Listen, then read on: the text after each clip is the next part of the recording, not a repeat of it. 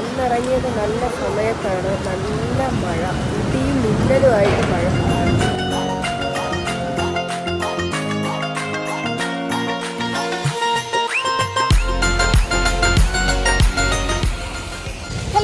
എല്ലാവർക്കും നമസ്കാരം. ഞാനിപ്പോൾ കൊൽക്കത്തയിലാണ്. ഇന്നലെ ആയിരുന്നു പെർഫോമൻസ്. അപ്പോൾ പെർഫോമൻസ് ഒക്കെ കഴിഞ്ഞ് ഇന്ന് ഫ്രീ ആയിട്ടിരിക്കുകയാണ്. ഇന്നും നാളെയും കൂടിയാണ് നമുക്ക് സമയമുള്ളത് കൊൽക്കത്ത ഒന്ന് വിസിറ്റ് ചെയ്യാനായിട്ട്.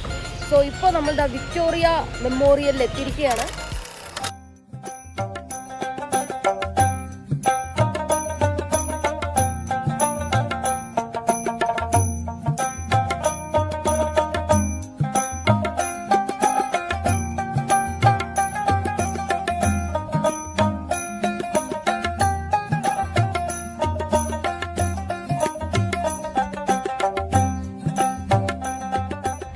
ഇതിൻ്റെ അകത്ത് കയറുമ്പോൾ തന്നെ വേറൊരു ലോകത്തെത്തിയ ഫീലാണ്.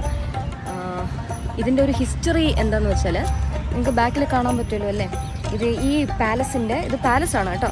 ഇതിൻ്റെ ഹിസ്റ്ററി എന്താണെന്ന് വെച്ചാൽ ക്യൂൺ വിക്ടോറിയ എന്ന് പറയുന്ന UK-യിലുള്ളൊരു ക്യൂണുണ്ട്. പുള്ളിക്കാരിക്ക് ആദരസൂചകമായിട്ട് ബ്രിട്ടീഷുകാർ ഇന്ത്യ ഭരിച്ചിരുന്ന സമയത്ത് കൺസ്ട്രക്ട് ചെയ്തതാണ് ഈ വിക്ടോറിയ മെമ്മോറിയൽ എന്ന് പറയുന്ന ഈ പാലസ്. ഇവിടെ ആ ക്യൂൺ വന്നിട്ടൊന്നുമില്ല, ബട്ട് അവർക്ക് വേണ്ടിയിട്ട് ട്രിബ്യൂട്ട് ചെയ്ത ഒരു പാലസാണിത്.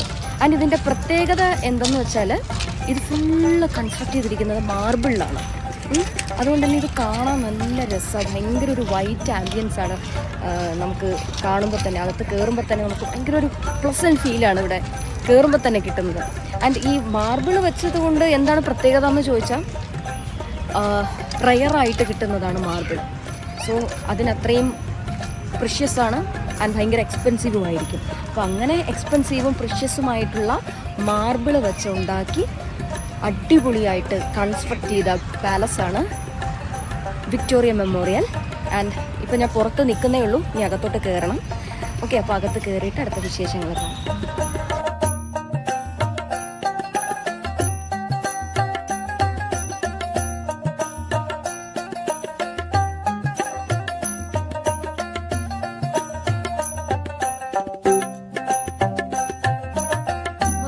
ഞാനേ കുറെ കല്ല് ഇവിടുന്ന് പറകൊണ്ട് പോയിട്ടുണ്ടോ.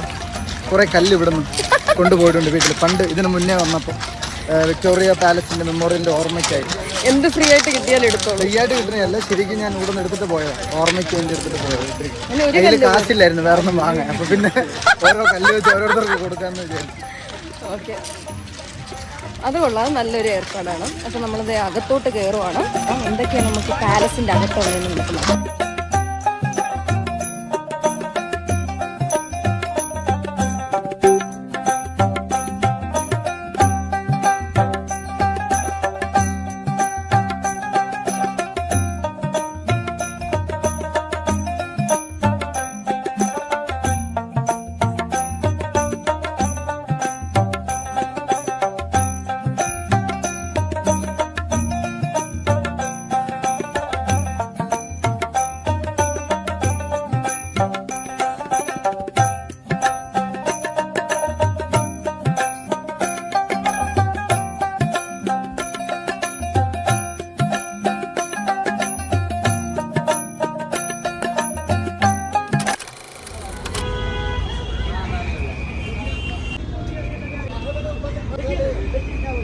Black salt.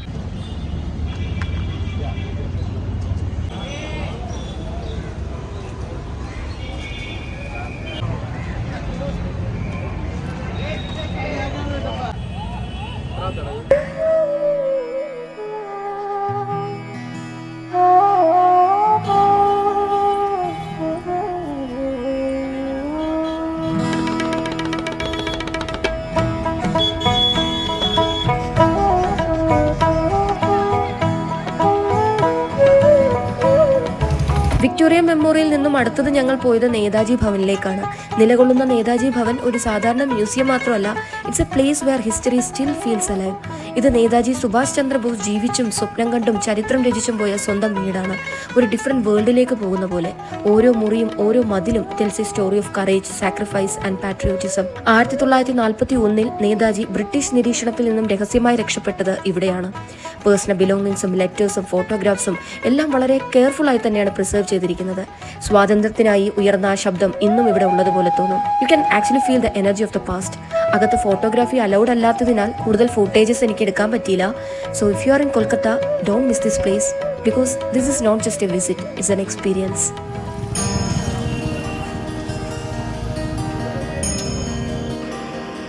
കൊൽക്കത്തയിലെ ഏറ്റവും പ്രശസ്തവും ആത്മീയത നിറഞ്ഞതുമായ ക്ഷേത്രങ്ങളിൽ ഒന്നാണ് ദക്ഷിണേശ്വർ കാളി ടെമ്പിൾ. ഹൂഗ്ലി നദിയുടെ തീരത്ത് സ്ഥിതി ചെയ്യുന്ന ഈ ക്ഷേത്രം ഭക്തിയുടെയും ചരിത്രത്തിന്റെയും മനോഹരമായ ഒരു കൂടിച്ചേരലാണ്. നമ്മുടെ അടുത്ത യാത്ര കാളി ക്ഷേത്രത്തിലേക്കാണ്.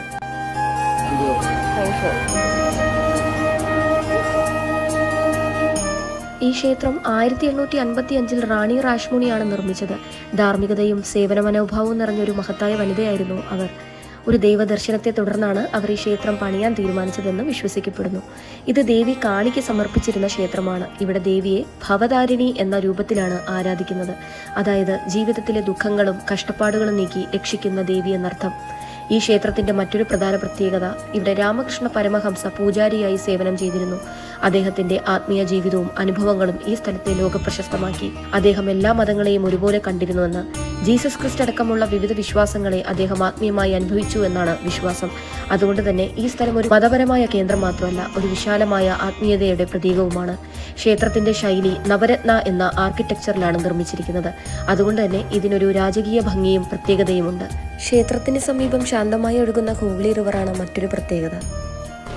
കൊൽക്കത്തയിലെത്തിയാൽ ഈ സ്ഥലം തീർച്ചയായും കാണണം. കാരണം ഇതൊരു യാത്രയല്ല, ഇതൊരു അനുഭവമാണ്.